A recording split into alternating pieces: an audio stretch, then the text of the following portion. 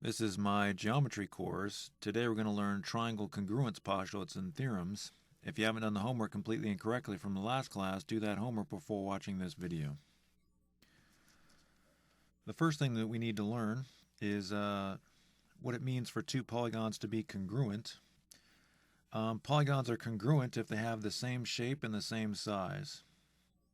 So here's an example. You have two triangles of the same shape and same size. They're in different orientations, but they're same size and same shape.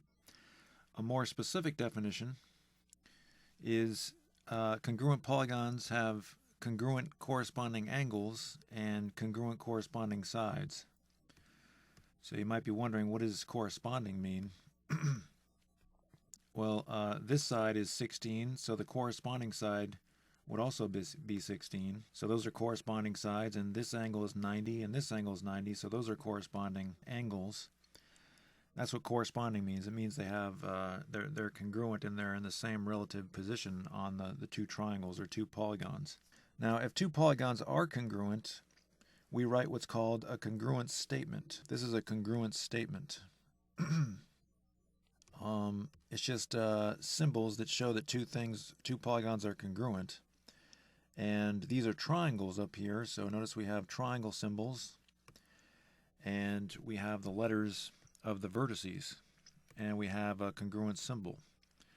Now it's very important that the letters be in the proper order. In the case of triangles, there's actually 36 different ways that you can write this congruence statement, because we have 6 different letters, 1, 2, 3, 1, 2, 3, and there's 36 different ways that you can order those letters. But out of those 36 possible ways to order those letters, only 6 of them are actually correct. And let me show you what I mean by that. This statement says that angle A and angle D are congruent angles. Angle A and angle D are congruent because these expressions both start with they start with A and they start with D. Now B and E are in the middle, so that means that angle B and angle E are congruent. And they are. They're both 60. And again, and C and F, they should be congruent, and so on and so forth. So that's what this statement means. If you put it in a different order, let's say that you say triangle ABC is congruent to triangle EDF, then that is not correct, because that's saying that angle A is congruent to angle E. But angle A is 90 and angle E is 60, so that's not correct. So it's very important that you put the congruent statement, or the letters in the congruent statement, in the proper order. Now, you can also use that logic with the side. So this is telling us that side AB is congruent to side DE. And you can see that that's true. They're both 8.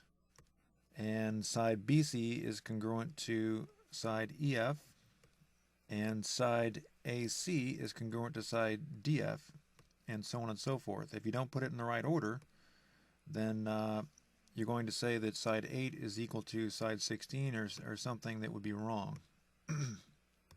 So again, there's 36 different ways to order these letters, but only 6 of them are correct. So let me give you an example of a statement that is different from this statement, but is still correct. So triangle, let's say BAC.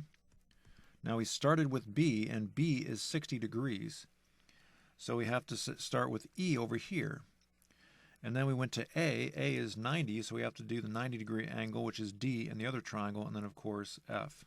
So this is another congruent statement that's correct. This is 1 out of those 6. So just be aware there's multiple ways you can write these congruent statements.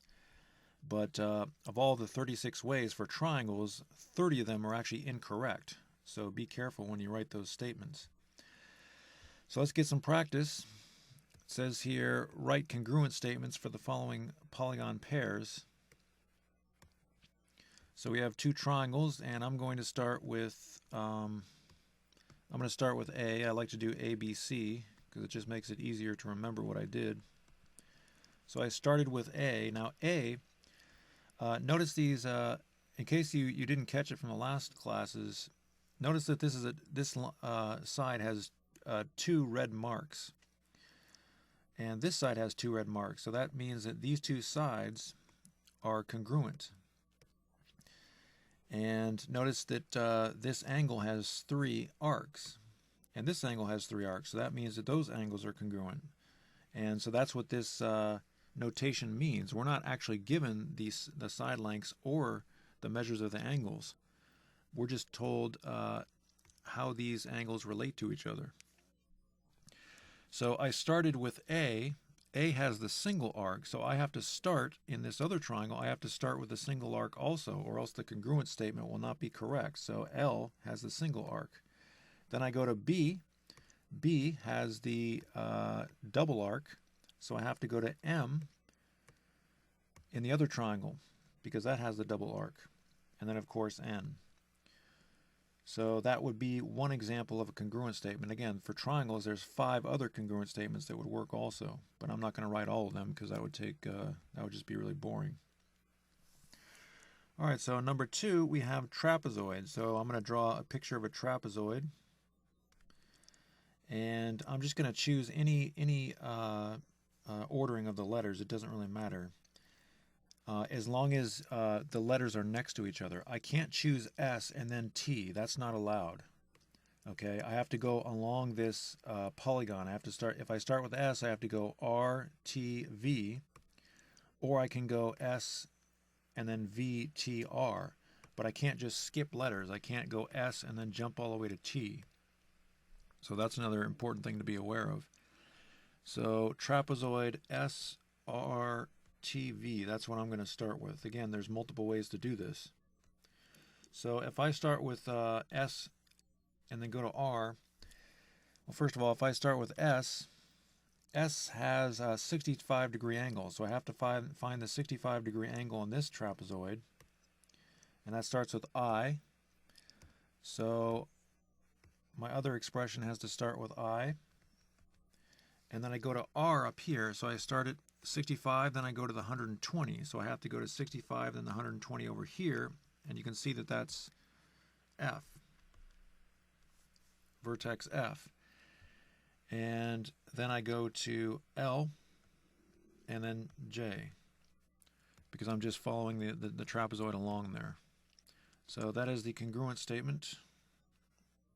So let's try one more of these before you try one on your own. We've got a triangle here and a triangle here, and we've also got this big green triangle, but we're not going to consider the green triangle.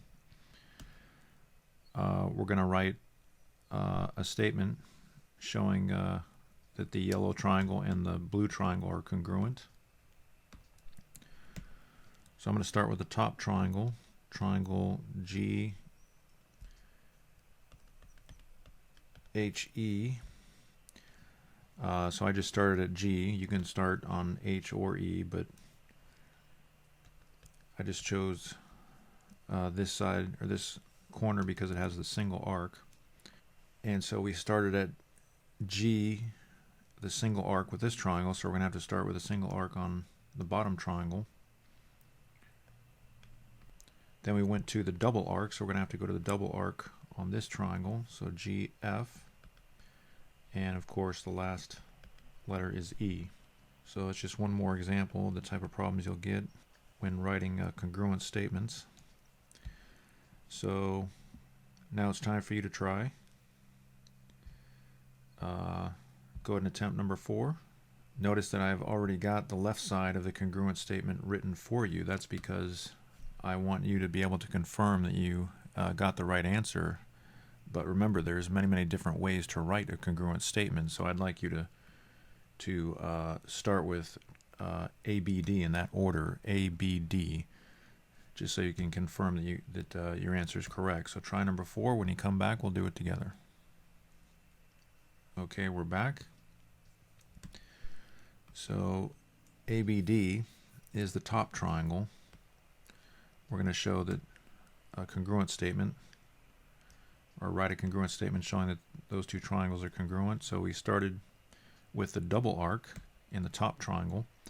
So we're going to have to start with the double arc in the bottom triangle. And then we went to the triple arc. So I'm going to have to go from the double arc to the triple arc in the bottom triangle. So that would be D, and then of course B is the last one, last corner there. So if you got that one right, good job. Okay, let's try another one of those. We have pentagons here. So again, I'm using this order. So write a correct expression here that would make this congruent statement correct. So try number 5, and when you come back, we'll do it together. All right, we're back. So I need to make some sort of a pentagon symbol here. Now I start with T, so that's 100. So I have to start with 100 on the other one, and then I go to E, which is 72. So M is 72 in the other pentagon, and then I just keep going around, and that should be it. So if you got that answer, good job. All right, try another one of these now. These are isosceles triangles. So in this particular problem, it doesn't. If you start with A, it doesn't really matter what order you move in. I'm starting with A here, so there's actually 2 different answers for this one. So just be aware of that. So try number 6, and when you come back, we'll do it together. All right, we're back. So I start with A. That's the single arc, so the single arc in the other triangle is E. And then again, it doesn't matter what order I go in. I can write triangle EDF, or I can write triangle EFD. So either one of those is correct. So if you wrote either one of those 2 congruent statements, good job. All right, so now we're going to do something, we're still going on to these congruent statements. Given the following pairs below, rectangle the congruent statement that is not true. All right, so you have all these congruent statements. Which one is not true? So we're going to do this one together. So in the first congruent statement, we start with A. A is a single arc, so over here we start with K, so K should be the single arc, and you can see that it is a single arc, so it looks good so far. Then we go to B is the double arc, so H should be the double arc, and that looks correct also. So it looks like this one is correct. Let's go on to the second congruent statement. We start with A is a single arc, and then E, it starts with E in the other congruent statement. E is a triple arc, so that one can't be correct. So this is the incorrect congruent statement. All right, number 8. We start with A as a single arc, and then M is a single arc. And then we go to B, which is a double arc. So H should be a double arc, and it is. And then we go to C, which should be a 90 degree. And B to C is along the single tick mark. So H to L should be along the single tick mark, and it looks like that's correct. So the first congruent statement is correct. All right, on this statement, we're starting with D and I. So D and I should have the same angle. And by the way, you can use sides or angles, but in these cases, angles are usually easier to use. So D and I should both have 90 degree angles. And then we go to C and L. C and L are both 90 degree angles. And then we go to B and H. B and H should both have double arcs, and they do. B and H both have double arcs. And so it looks like that's a correct congruent statement. So it looks like this one's going to be the incorrect congruent statement. All right. So now it's time for you to try some of these. Again, in these particular problems, we're not actually given angles or side lengths. We're just told that this length is equal to this length, and so on and so forth. So try number 9, and when you come back, we'll do it together. All right, we're back. So we go, we have the triple, starting with a triple arc, and then to the single arc. So over here we should start with the triple arc, and E is a triple arc. Then C should be the single arc, but you can see it's not a single arc, it's a double arc. So it looks like the incorrect congruence statement is the first congruent statement. So if you got that right, good job. Now try number 10. And when you come back, we'll do it together. All right, we're back. So we're starting on this congruent statement, we're starting with the double arc. And then we go to B, which is a single arc. So it should be double arc, single arc. So over here we have L, which is a double arc. And then it goes to M, which is a single arc. So far it works. Then we go to D over here, which is the quadruple arc. H should be the quadruple arc, and it seems like it works. So it's not going to be the first congruent statement. This congruent statement is correct, so it's not going to be that one. A is a double arc, and then C is a triple arc. So we go double to triple. Over here we should go double to triple, and that's correct. And then D is quadruple and B is single. So quadruple to single and quadruple to single. So that statement is correct also. So these are two correct congruent statements. So we can just see by process of elimination that the answer is going to be the incorrect congruent statement is the last one. So if you did that correctly, good job. I want you to get a screenshot of these statements here, because you're going to use these throughout the rest of the class. So let's just talk about what these are. We have three postulates and a theorem. So this is the Side-Side-Side Congruence Postulate. So let me tell you what this means. We have two triangles, and all the corresponding sides are congruent. So this side is 7, this side is 7. Those are congruent. This side is 8, this side is 8. Those are congruent. And this side is 9, and this side is 9. They're congruent. So all the corresponding sides are congruent. What this postulate tells us is that if this is true, if all the corresponding sides are congruent, that alone, that information alone proves that these triangles are congruent. So we can now say that all the angles are congruent.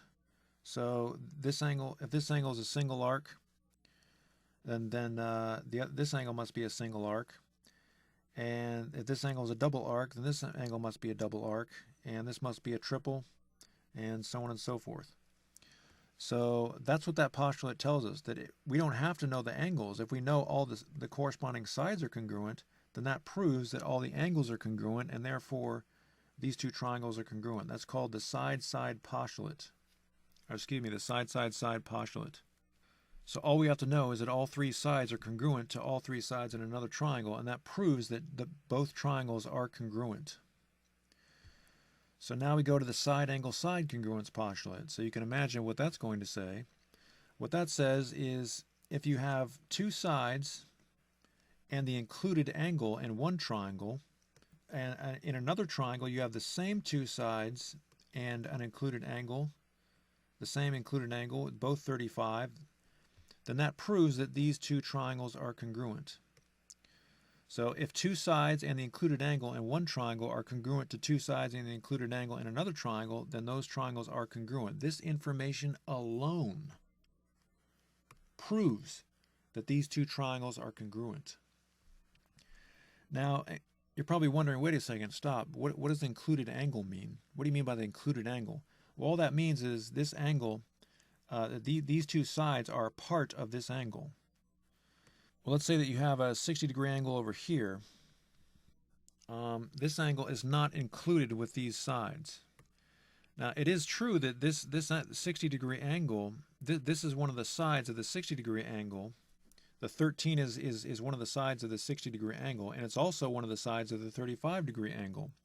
But the important thing to realize is that this side over here is the other side of the 60-degree angle, and this side is not one of the sides that we know. So that 60 degrees is not an included angle. So just to make it simple, 35 is between these two sides. So that's what included means. 35 is between these two sides. So that's what they mean by included angle. And then we have one more postulate, angle-side angle. So you're probably getting the hang of this by now. We have two angles, and then we have the included side. So what does that mean? Well, you have two sides of this angle here and here, and you have two sides of this angle here and here. But this side is common to both angles, so that's why this is called the included side. But in simple terms, all that means is that the side has to be between the two angles. If this side over here were 12, then this side would not be between the two angles. It's between these two angles. This side is between 30 and 50, but it's not between 100 and 30. So it's not the included side. So if two angles in the included side in one triangle are congruent to two angles in the included side in another triangle, that information alone proves that these two triangles are congruent. So that's what that means. So as you can see, we have three postulates that tell us that if we have three pieces of information in one triangle, those three quantities are the same in the other triangle, then that proves that those triangles are congruent. Now we have one more statement that we have to put forth here. So there's four total. Again, if you haven't got a screenshot, go ahead and get a screenshot of these.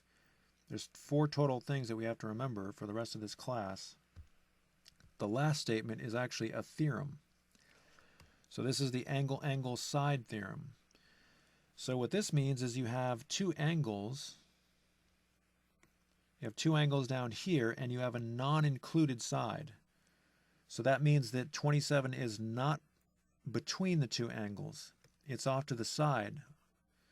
All right, so that's angle-angle-side. So we have angle-angle-side in this triangle and angle-angle-side in this triangle, and all the angles and the sides are the two angles and the one side are congruent.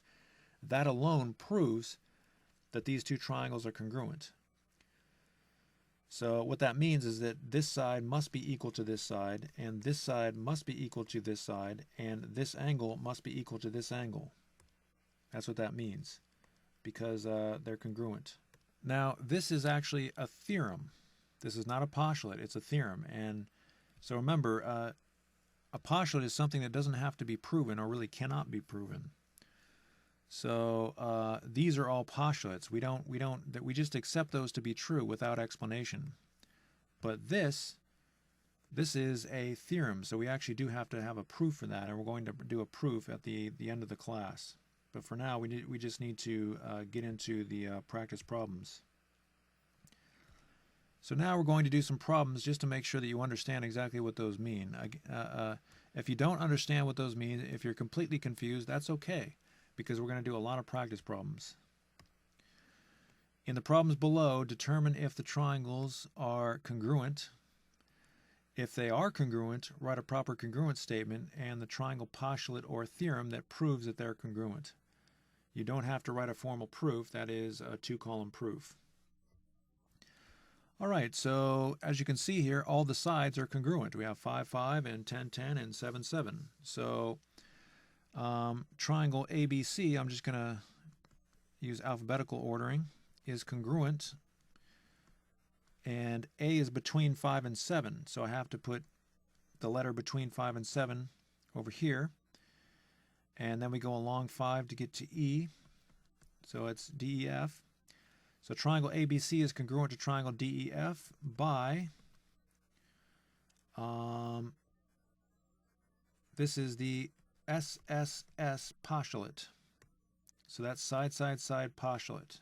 So where did SSS come from? I forgot to mention that these postulates and theorems, they're abbreviated with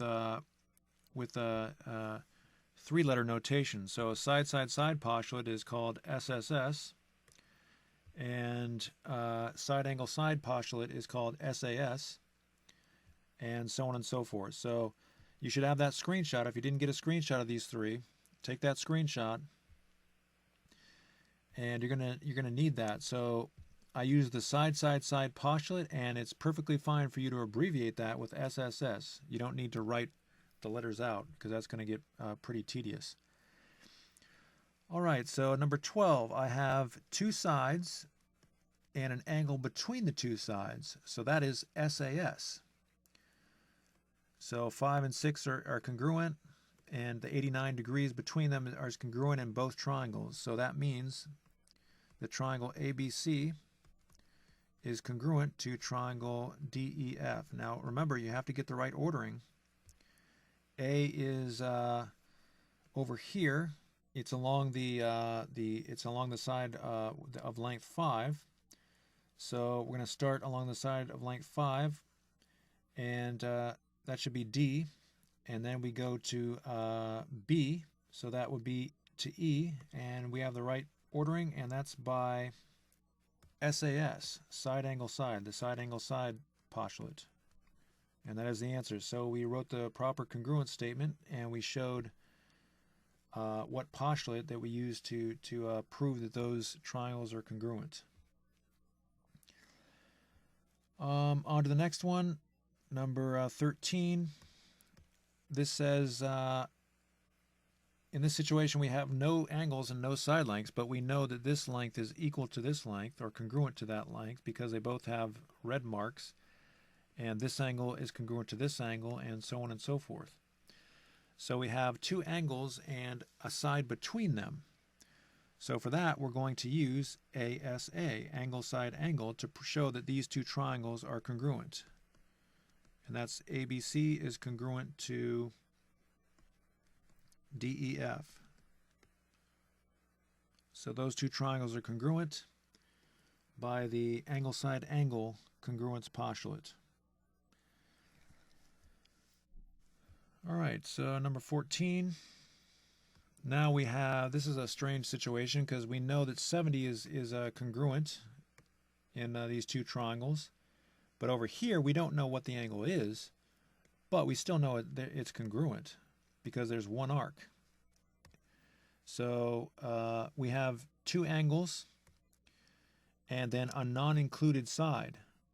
So angle, angle, side.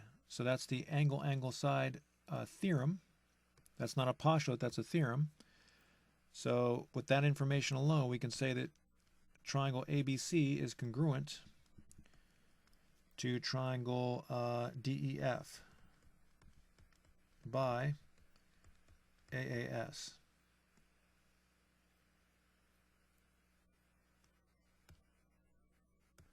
Again, you should have that screenshot right in front of you so you know what tools you can use to show that these triangles are congruent. Now we have a situation where we have a side, side, and an angle. So side, side, and an angle that's not included. So that would be SSA. Now, it's very important to understand that this is not a postulate. That postulate doesn't exist. So this information actually does not prove that these two triangles are congruent. So we just say not enough information. And that is our answer. Now there's a couple things that I need to talk about right now. A lot of students are going to say, well, wait a second. We have the theorem AAS. Is that the same thing as SAA? Well, actually, it is the same thing, but it's never written this way. Now, why is it never written that way? I don't know. It just never is. So don't write it this way. It's always just AAS. And the same is true for the postulate that doesn't exist, SSA. That would be the same thing as ASS. But why do we never write it this way? Well, one reason is because it spells out the word ass, so you don't want to do that.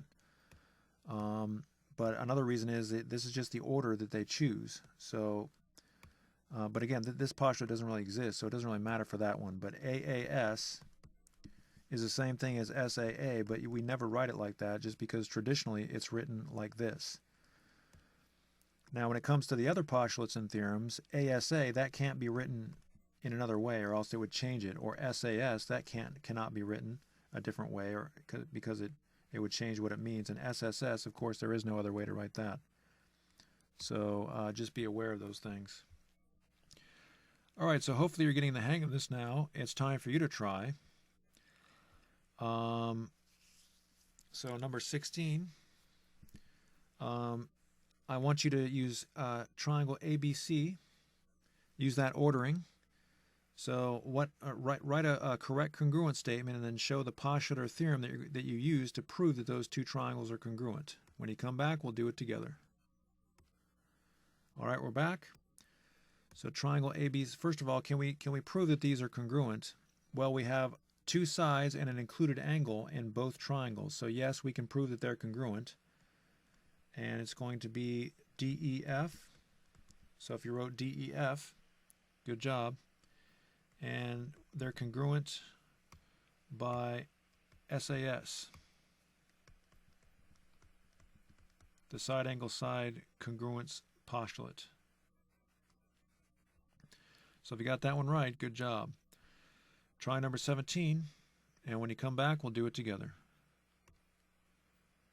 All right, we're back. We have a side, actually we have three sides in both triangles, so it's just going to be SSS. So the ordering is going to be, again, let's see, it's going to be DEF by the SSS congruence postulate, the SS congruence postulate. So if you got that one right, good job. All right, on to the next problem. Try number 18. Now, what this means is that this angle here is 44 degrees. I just didn't have enough room, so I just put a little curve there that means that it's 44. So try number 18, and when you come back, we'll do it together. All right, we're back. We have two angles and the side between the two angles. So we can use ASA. So it's going to be triangle DEF by ASA. So if you got that answer, good job. All right, try number 19, and when you come back, we'll do it together. All right, we're back. So here we have two sides and a non-included angle. So two sides and a non-included angle is SSA, but remember that postulate does not exist. So we cannot say that these are congruent, so we just say not enough information. They might be congruent, but we just don't have enough information. So if you said not enough information, good job. If you had trouble finding the postulate or theorem, that means it doesn't exist. So again, SSA does not exist. So if you got that answer, good job. All right, try number 20. When you come back, we'll do it together. All right, we're back. So we have two angles and a non-included side. Two angles and a non-included side is AAS.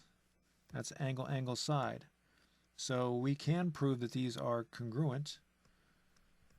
So we write our congruent statement, and it is AAS. So if you got that answer, good job. All right, so now we're going to do some problems that are a little harder. They're going to get a little tricky because you can see that these triangles are up against each other.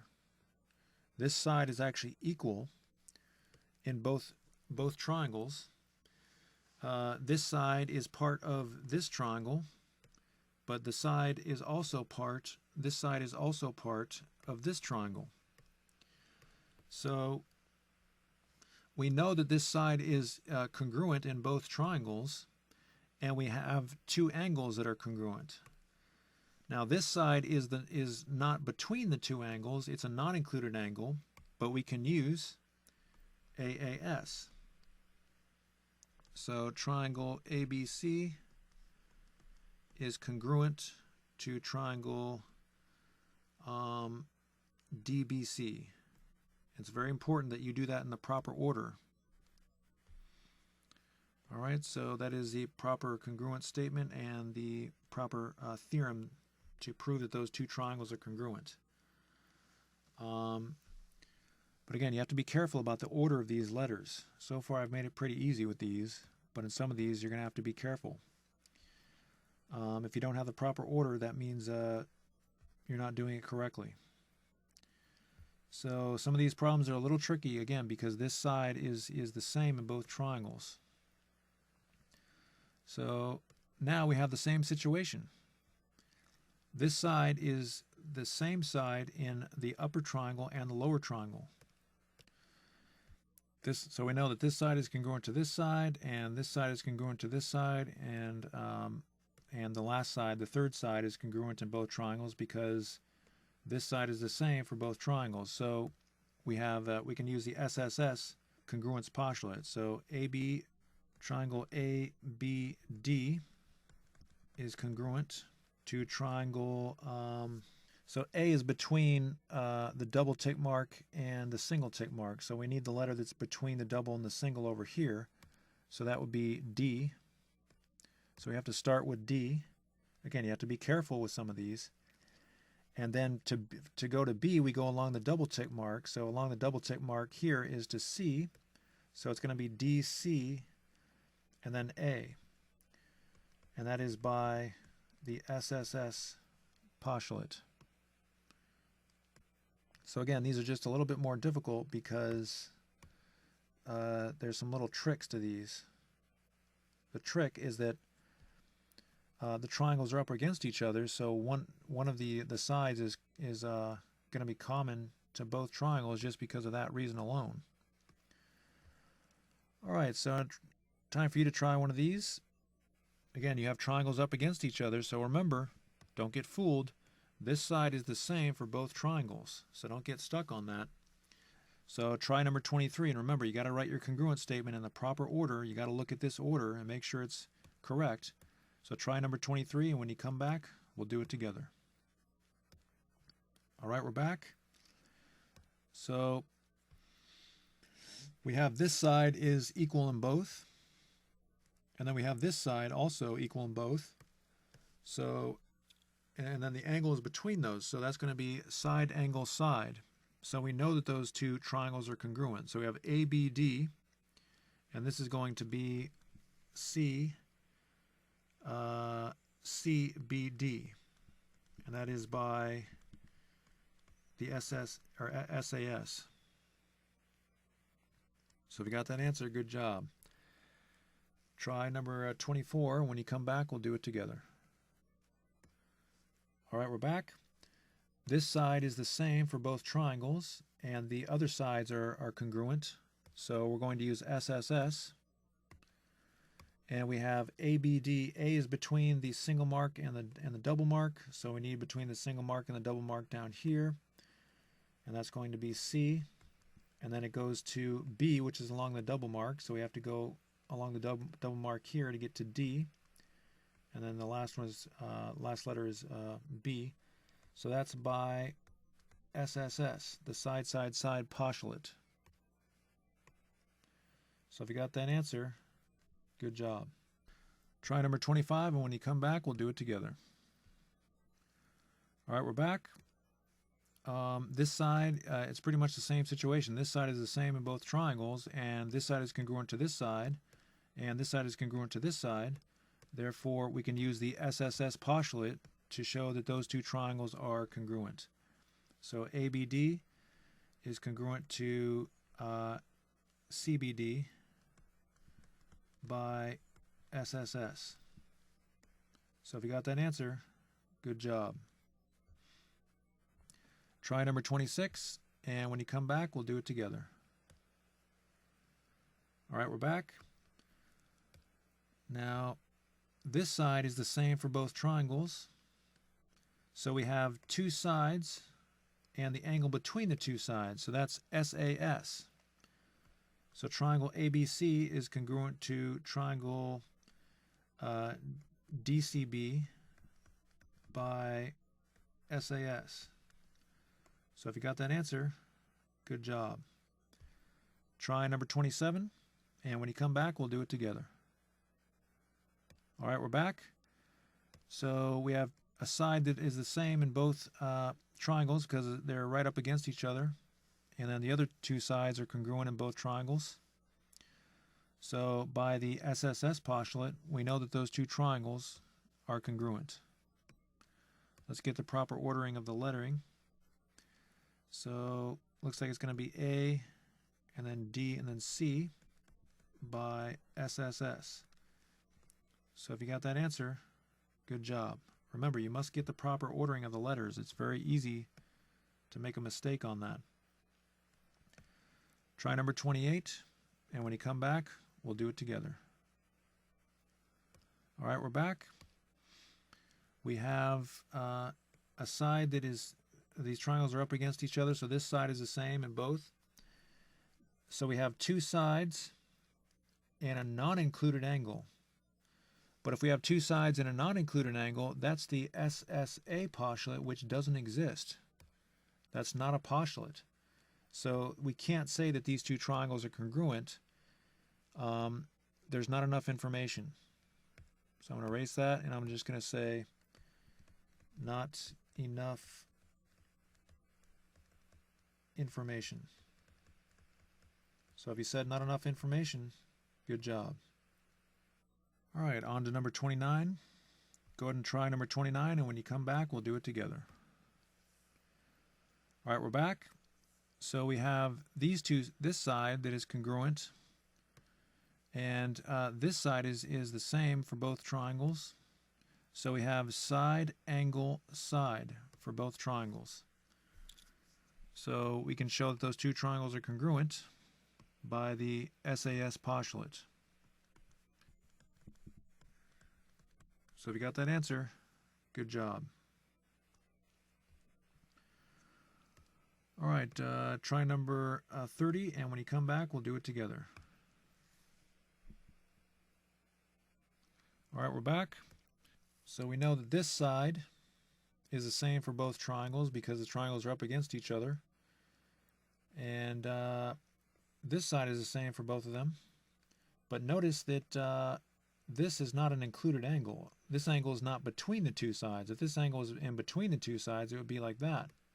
It's not in between the two sides, so that means we have SSA. But remember, SSA doesn't exist. It's not a postulate. So there's not enough information to show that these two triangles are congruent. So if you wrote not enough information, good job.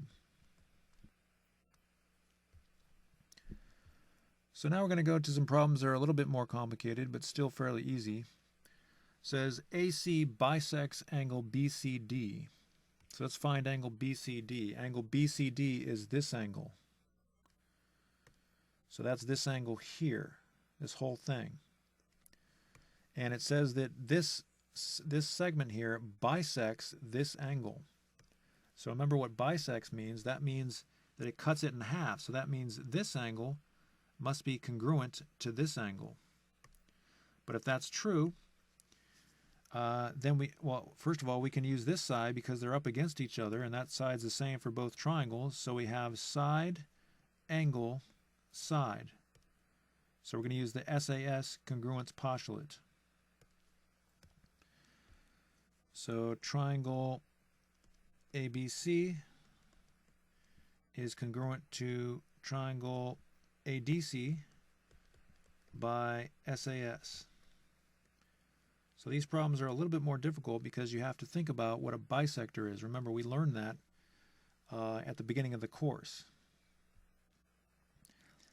Now I want you to try a very similar problem, but in this case, AC is going to bisect both this angle and this angle.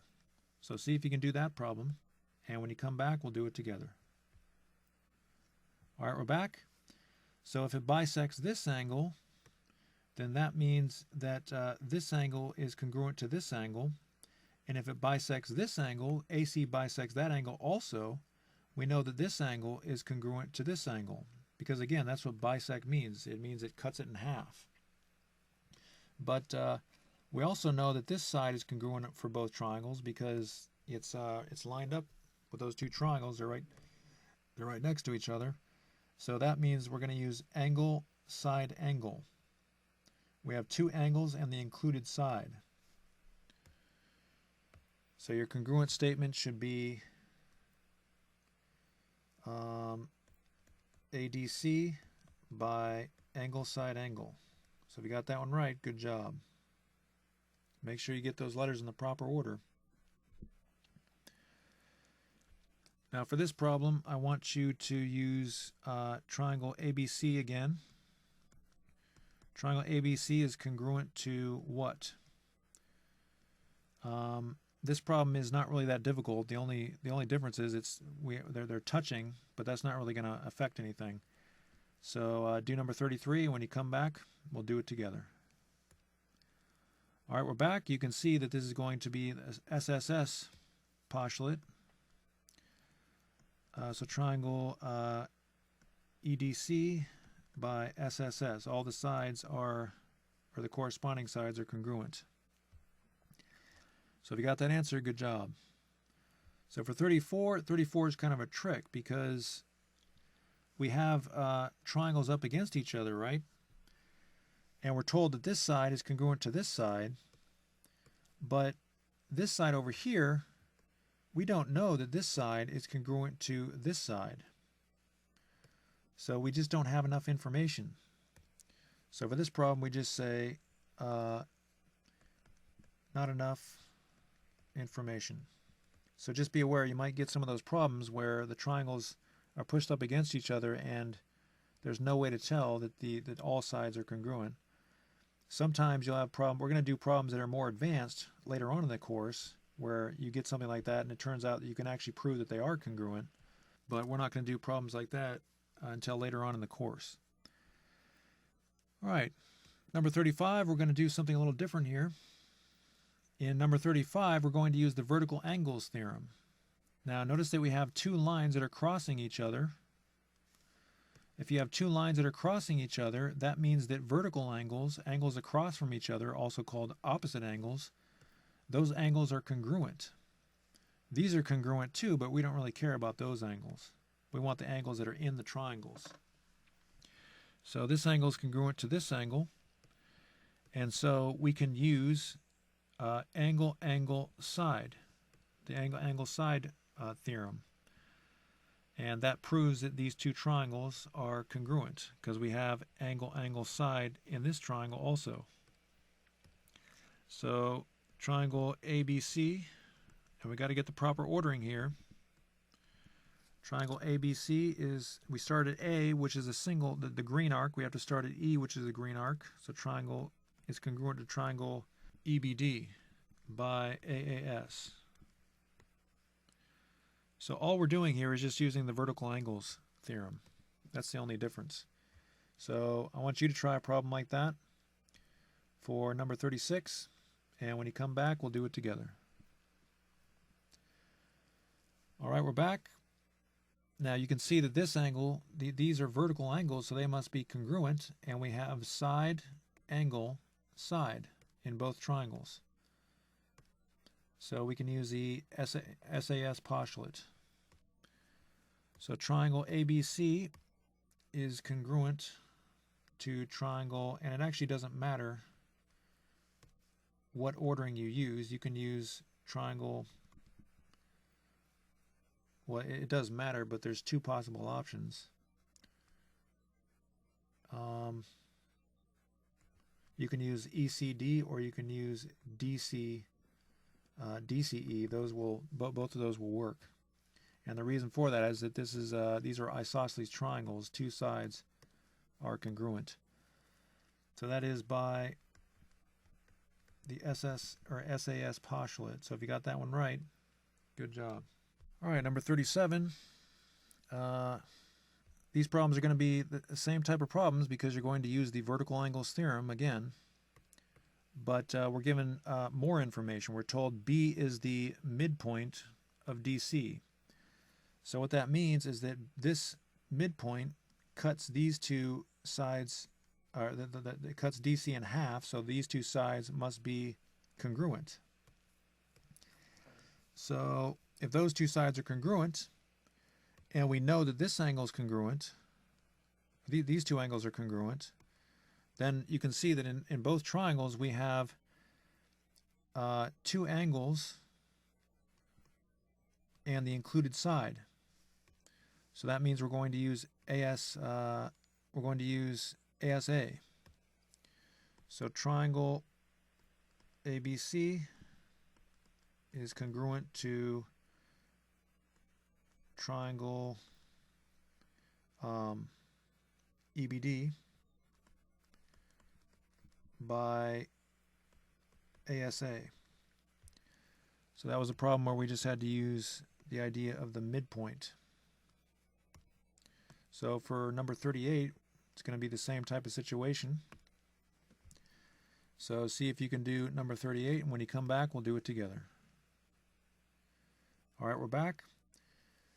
Because of the vertical angles theorem, again, we know that these angles are congruent, and I should probably use double arcs. I was using single arcs, but technically you should use double arcs. I'm using a different color, so I didn't really care about the double arcs. But just understand that you need to technically use double arcs because we already have a single arc here. And B is the midpoint of CD, so that means that this side is congruent to this side. And you might have thought, well, wait a second, isn't this the exact same thing over here? Well, not really, because over here it's going, we have a side that's not included. If this side were congruent, then it would be, if this side were congruent to this side, it would be angle-side-angle as the previous problem. But now we have a non-included side, so it's going to be angle-angle-side. So those two triangles we know are congruent because of the AAS theorem. So triangle ABC is congruent to triangle EBD by AAS. So if you got that answer, good job. All right, on to 39, more of these problems where we're going to use the vertical angles theorem to show that these two are congruent.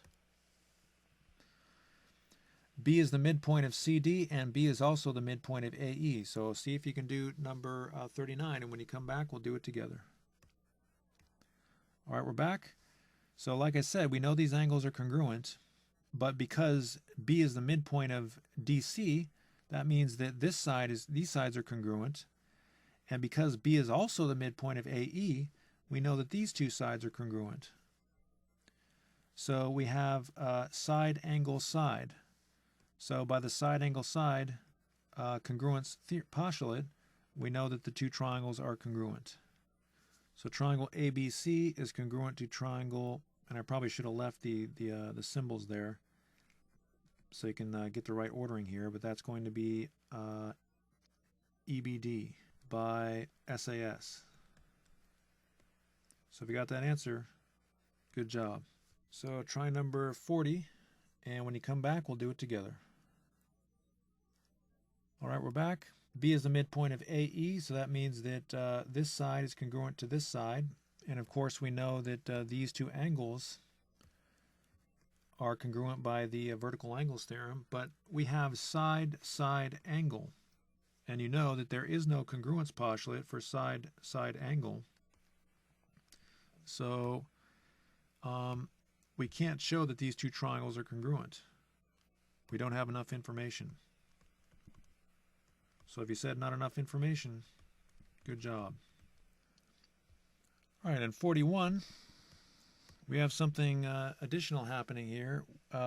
AB is parallel to DE, and that's what the arrows indicate.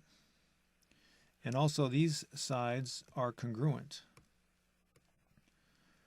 Now, remember, we learned in the class on angles formed by transversals that if we have two parallel lines and a transversal that goes through those two lines, then alternate interior angles, this angle and this angle, they must be congruent.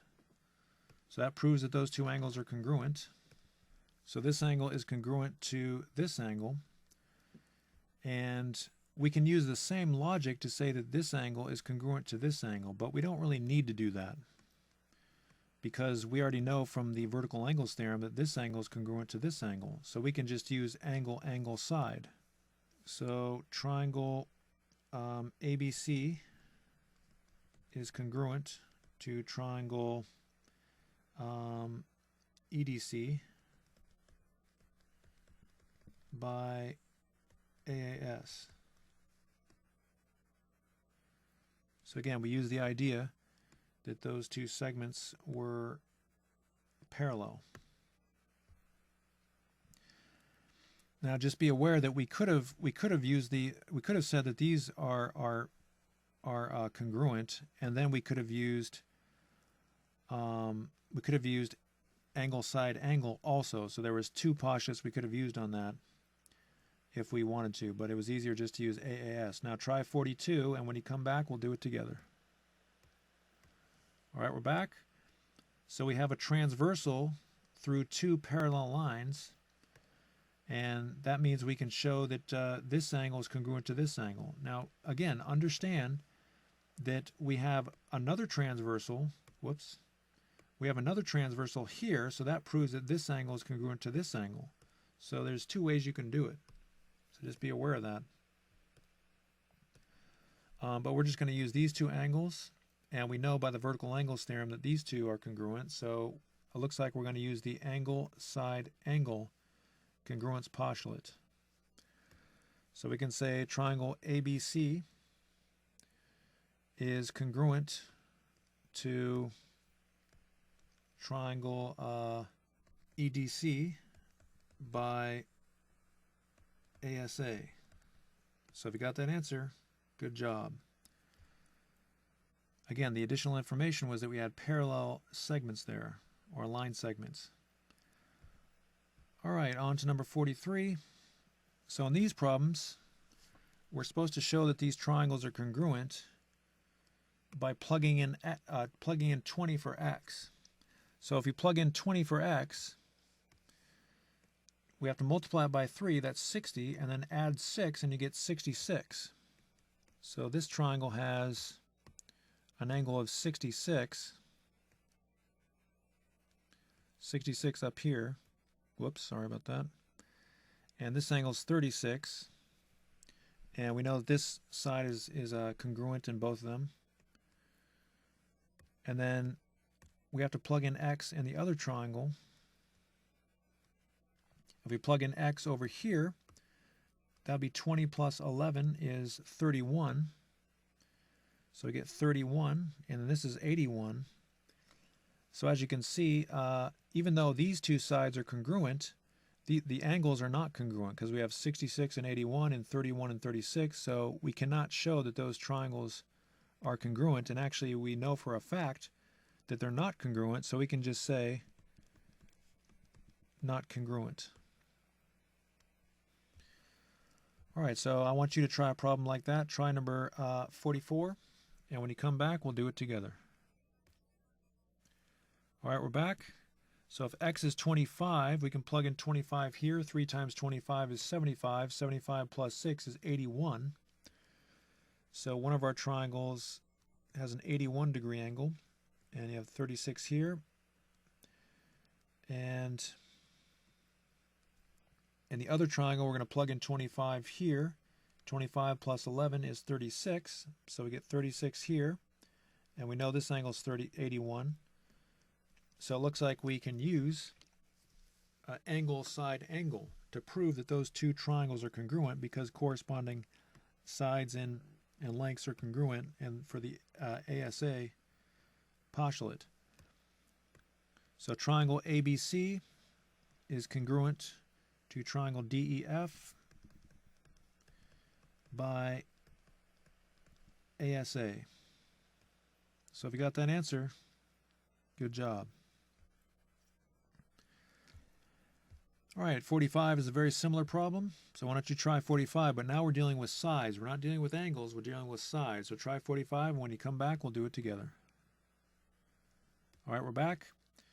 If you plug in 4 here, you get 9. And so we have one side that's 9, that's promising. Plug in 4, you get 6. We have another side that's 6. And then plug in 4 here, 4 squared, 4 to the second power is 16, minus 6 is 10, and then you have the third side. So it looks like we can say that the triangles are congruent by the SSS postulate. So ABC is congruent to LMN by the SSS postulate. So if you got that answer, good job. All right, number 46. ABCDE is a regular pentagon. So we discussed regular polygons in a previous class. What that means is that all the sides and all the angles are congruent. So this side is congruent to this side, is congruent to this side, is congruent to this side, is congruent to this side. All the sides are congruent. And all the interior angles are congruent. So what that means is that this angle is congruent to this angle, is congruent to this angle, is congruent to this angle, is congruent to this angle. So that's what a regular pentagon is. Any polygon that's regular has that characteristic. All angles and all sides are congruent. But this is confusing because now we have these lines, or these line segments, drawn in there. So what we're trying to show here, what I want you to show is that triangle ABE is congruent to, I want you to show that this triangle is congruent to this triangle. So how can we do that? Given that information that ABCDE is a regular pentagon, how can we show that those two blue triangles are congruent? Well, because this pentagon is a regular pentagon, that means this side is congruent to this side, which is also congruent to this side, which is also congruent to this side. So we have two sides in both blue triangles that are congruent, but we also know, because this is a regular pentagon, that this angle must be congruent to this angle. So it looks like we can use side-angle-side. So angle ABE, or triangle ABE, is congruent to triangle DEC, and there's two ways to write that because they're isosceles triangles, by side-angle-side. So that's just kind of a specialty problem there. All right, so I want you to try number 47. It's a very similar problem. I want you to show that this triangle is congruent to this triangle. So go and attempt that problem, and when you come back, we'll do it together. All right, we're back. It's pretty much the same type of problem. We know that this side and this side and this side and this side are all congruent, and we know that this angle and this angle are congruent because, again, it's a regular octagon. So it looks like we can use side-angle-side on this one.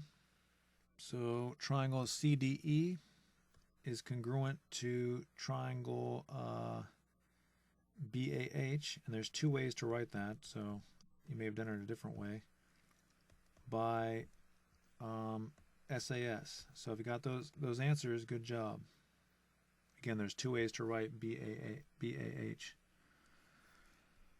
All right, so now we're going to go on to some proofs. If B bisects AE and angle BAC and angle DEB are right angles, then triangle ABC is congruent to triangle EBD. So now we're doing formal proofs now, formal two-column proofs. So we're trying to show that the triangles are congruent just like we did in the previous problems. We have to start with the given information. B bisects AE. So that is given. And what that means is, by definition, AB must be congruent to BE. And that's just the definition of a segment bisector. And we know that angle BAC, this angle here, we know that this angle and also DEB, this angle, are both right angles. So that's given information. So let's go ahead and write that down. Angle BAC and angle DEB are right angles. That's given. And we know, now I'm going to show you a screenshot of all the postulates and theorems that we've learned so far. And on that page, you should see the right angle congruence theorem. If we know that two angles are both right angles, then we know that those angles are congruent. I know that sounds like a really stupid theorem because it's kind of obvious, but we do have to write that theorem down, or else we're going to have to do 2 steps instead of 1. So that is the right angle congruence theorem. So we've proven that 2 sides are congruent and 2 angles are congruent. Now we just have to use the vertical angles theorem to show that DBE and ABC are congruent. So ABC, triangle ABC, is congruent to, angle ABC is congruent to angle DBE by the vertical angles theorem. And now we have our 3 parts. So let's go over this again. Let's make sure we know what's going on here. This angle is congruent to this angle, and this side is congruent to this side, and we know that this is a right angle and this is a right angle. So it looks like we're going to be using ASA, angle-side angle. So we know that the 2 triangles, ABC, and get the right order of the lettering here, or else you're going to get it wrong. ABC is congruent to EBD by ASA. So that is a formal proof showing that those 2 triangles are congruent. So let's try another one of those.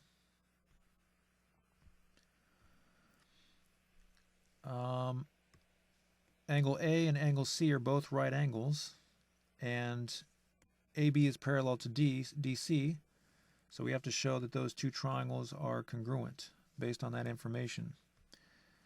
So first, angle A and angle C are right angles. That's given. And we know by the right angle congruence theorem. Now again, you're probably thinking, I can't remember all these theorems and I can't remember all these postulates. Well, that's okay, because you should have a screenshot. I'm going to give you the screenshot again, so there's no reason to complain. You should have all those written down, and you can just look back and refer to them. So we know angle C and angle A are congruent because they're both right angles. Now we know that AB is parallel to DC. So we can say, because these are parallel, we can say that this, because we have a transversal, this angle is congruent to this angle. Now it's very important to understand that we don't know that AD is parallel to BC. So we can't use the idea that if these are parallel, we can't use the idea that these angles are congruent. It's very easy to get confused there, because those angles are formed by the transversal BD and AD and BC, but we don't know AD and BC are congruent, so it's very easy to get confused. So again, because these line segments are parallel, we know this angle is congruent to this angle. That's it. So angle ABD is congruent to angle CDB and that is the alternate interior angles theorem. So we learned that in a previous class. And we also know, now this is something different. We haven't written this in a formal proof yet. But what we need to do is we need to say that BD is congruent to itself.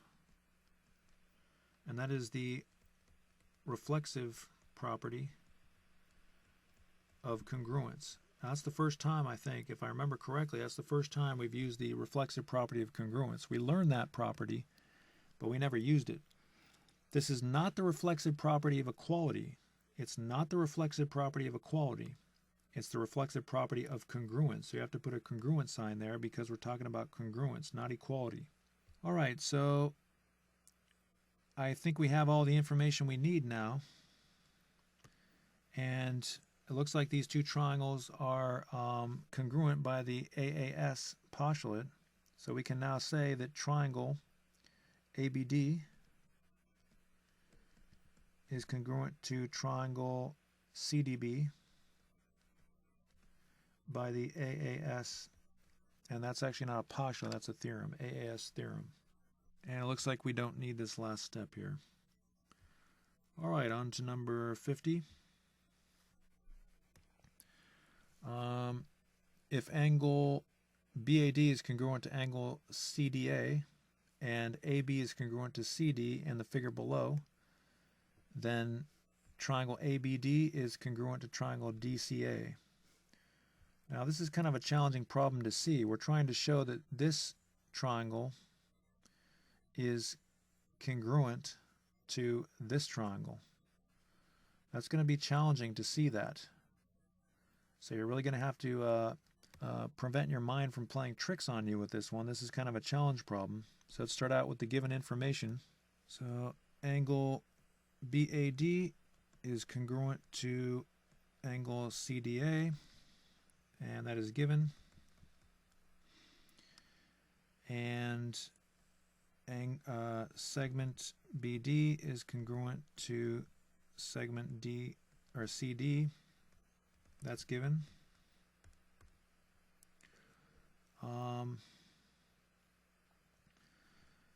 So this is actually pretty easy, but we have to take to make this easier to see, we're going to go ahead and take the triangles out. So this angle we have, and this angle, we don't know the angles, but we know they're congruent. And if we take, so I took this triangle out. So I took this triangle and I put it over here.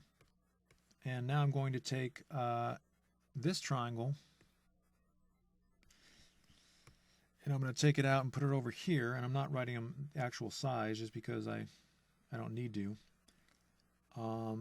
So we know this side is congruent and this angle is congruent. And here's the so again, you just take the triangles out and look at them separately, and the important part to understand is that this side is congruent in both of them. That's this side down here. It's congruent in both triangles. So you can see very easily when you take them out that we're just going to be using side angle side. So the only thing that we haven't done yet is we haven't said that AD, this side here, AD is congruent to itself. So that's just how you say that that side is common for both triangles. And that is the reflexive property of congruence. So now we can say that triangle ABD is congruent to triangle DCA. So on to the next problem.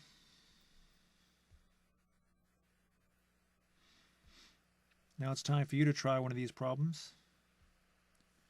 So again, start with the information that you're given. And with this problem, we're told AB is perpendicular to DC. So what that means is that the angles formed by the intersection must be right angles. And it looks like you might use the right angle congruence theorem and the definition of perpendicular line segments. So do your best on 51. Remember, if two line segments are if two segments are perpendicular, that means they form right angles. And if two angles are both right angles, then that means they're congruent. So try 51, and when you come back, we'll do it together.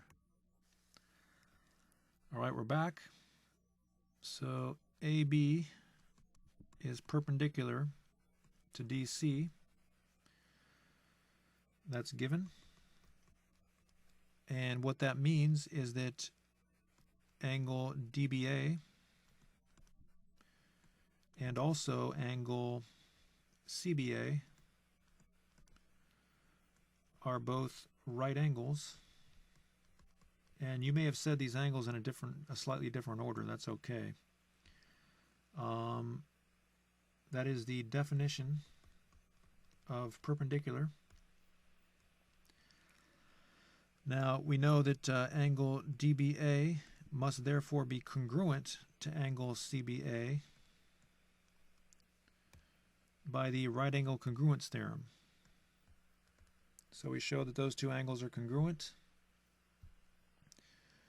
Now, what else do we see here? B is the midpoint of DC. So if B is the midpoint of DC, that means that this length is congruent to this length. That's just the definition of midpoint. So first start out with the given information. B is the midpoint of DC. That is given. And by definition, that means that DB is congruent to BC. And that is the definition of midpoint. Now we also know that this side is the same in both triangles because they're lined up with each other, up against each other. So AB, we're just going to use the reflexive property of congruence to show that AB is congruent to AB. And that's enough information to prove that these are congruent. So we know this side is congruent to this side. These are 90-degree angles, and this side is congruent in both. So as you can see, we're going to use side-angle-side. So we can just write that SAS, and triangle DBA is congruent to triangle CBA. So if you got those answers, good job. If you got stuck, that's okay. Now you know what to do. But you have to be thinking about this stuff. If you don't think about this stuff, then you have no chance when it comes to tests or showing proficiency with any of this information, any of these types of problems. All right, so I want you to try number 52. You're going to have to use one of the transversal postulates or theorems. So try number 52, and when you come back, we'll do it together. All right, we're back. AC is parallel to DE. That's given. And we have a transversal through those. So this is parallel to this. And we have actually two transversals. We have this transversal, which proves that this angle is congruent to this angle. Or we have this transversal, which proves that this angle is equal to this angle, or congruent. So that actually proves that we can use, we can say this angle and this angle and this angle and this angle, but we also know that this angle, these angles are congruent because of the vertical angles theorem. So we know all those, but we can use whichever one we want. I'm just going to use the vertical angles theorem. Actually, let's use the transversal theorems first. So I'm going to say angle ACB is congruent to angle BDE.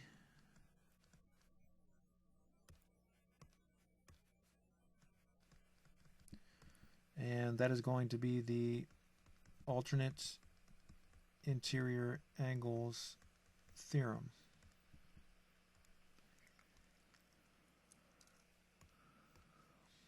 And let's see, I know that ABC is congruent, angle ABC. That's an easy one because it's just the vertical angles theorem. ABC is congruent to angle EBD.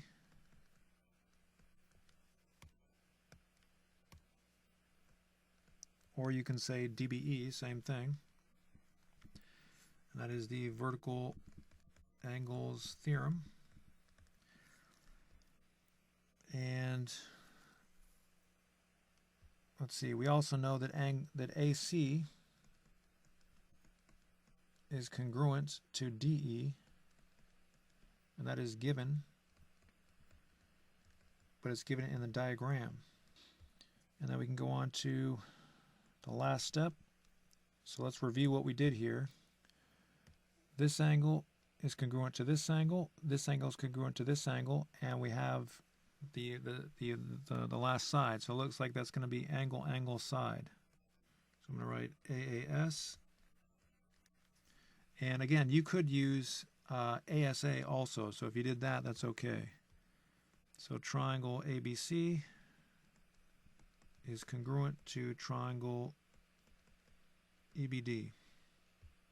So if you got something like that, good job. If you got stuck, that's okay too.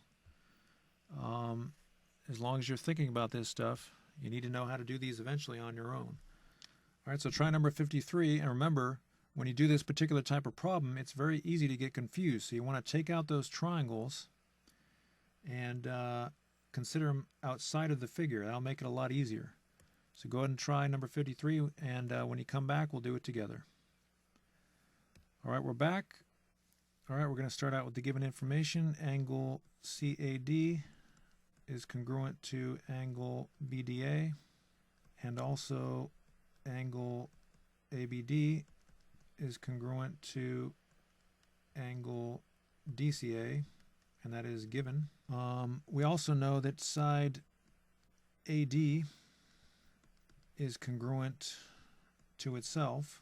And again, you want to take these triangles out and look at them this way. That makes it a lot easier to understand what's going on. So we know this angle is double arc, this angle is double arc, this angle is single arc, and this angle is single arc. And we know that this side, the bottom side, is the same for both. So you can see we're using angle-angle-side. So that's how you figure out what's going on, or else it's very difficult. So it's going to be angle-angle-side.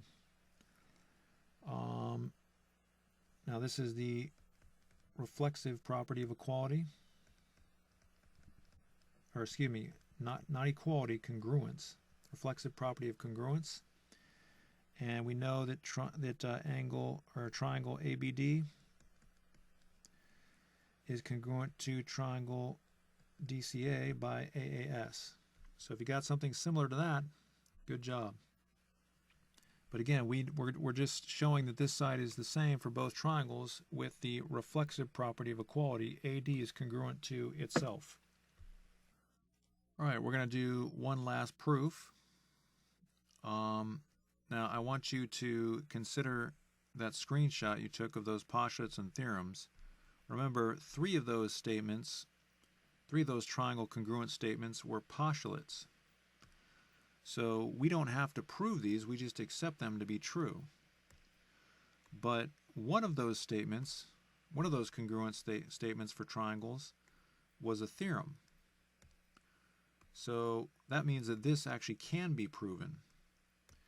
And what it turns out, we're going to use the Angle-Side-Angle postulate. We're going to use this postulate to prove this theorem. So let's go ahead and do that. And this is going to give us some practice not only with triangle proofs, but we're going to see why that theorem, that AAS congruence theorem for triangles, is true. So it says here, use the third angles theorem to prove the AAS congruence theorem. And the third angles theorem, I think I might include those theorems that we, I said I wasn't going to make you remember some of those other theorems we did, but I'm going to go ahead and put those on there just so you can see them. The third angles theorem is actually probably pretty important, so I'm going to go ahead and just put that on there.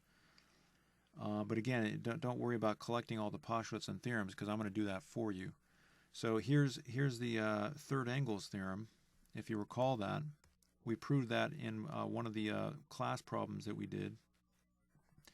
The third angles theorem says that if you have two triangles and you have two angles in one triangle are congruent to two angles in another triangle, then that proves that the third angles are congruent. We're going to use that along with the ASA postulate to prove that the AAS congruence theorem. We need to talk about this. First, we're going to start with the given information. Now, the given information is that we have two angles in one triangle that are congruent to two angles in another triangle. We're given that information. We're also given that one of the sides in each triangle, they're congruent. So we have one side in each triangle that are congruent. So again, we have angle, angle, side. And you're probably thinking, we can just use AAS, right? We can use AAS to prove this. Well, no, remember, we're trying to prove AAS. We can't use AAS to prove AAS. All right, so we have to use something else. But again, we are given this information. So you're going to, again, use the third angles theorem, and you're going to eventually use ASA. So start with the given information. The given information is that this angle is congruent to this angle is congruent to this angle, and this side is congruent to this side. So go ahead and attempt 54. If you get stuck, that's okay, but go ahead and attempt it, and when you come back, we'll do it together. All right, we're back. Angle ABC is congruent to angle LMN, and we also know that angle BAC is congruent to MLN, angle MLN. All right, that's given information. Those angles are congruent. And we also know that BC, side BC, is congruent to side MN, and that's given. Now we have to use the third angles theorem. If we know that two angles in one triangle are congruent to two angles in another triangle, that means the third angles are congruent. That's the third angles theorem. So angle ACB must be congruent to angle LNM. And that is the third angles theorem. So now we know that this angle is congruent to this angle, and we know side BC and NM are congruent, and we know angle B and angle M are congruent. So we have angle, side, angle, angle, side, angle. So we're going to use ASA to show that this theorem is correct. So triangle, we now can say they're congruent. Triangle ABC is congruent. Let's make sure we get the right order. ABC is congruent to LMN, and that is ASA. So if you got that one right, good job. If you got stuck, that's okay. Proving theorem, every theorem is different, so proving them is a challenge. But that's some good practice, and that shows why exactly that would be a theorem. It's a theorem because we can use previous information to show that it's true. All right, let's take screenshots of all the work that we did today. And you can use these screenshots to help you with your homework or to study for tests.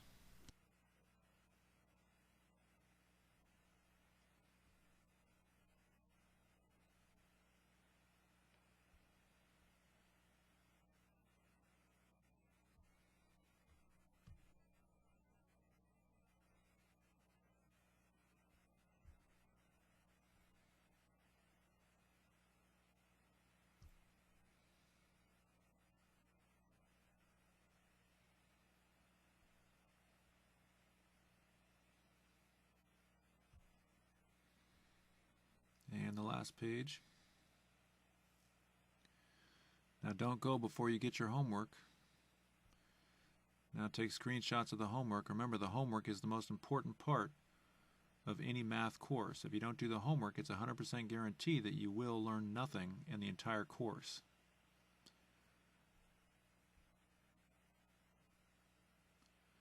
So remember, you must do the homework completely and correctly, and it must be done neatly. And more important than anything else, you need to know where your homework is. It must be in your binder in the proper order. If you don't do that, you might as well just quit this course. If you don't keep a record of your work, there's no point in you doing any of this. Now let's take screenshots of the answers for the proofs.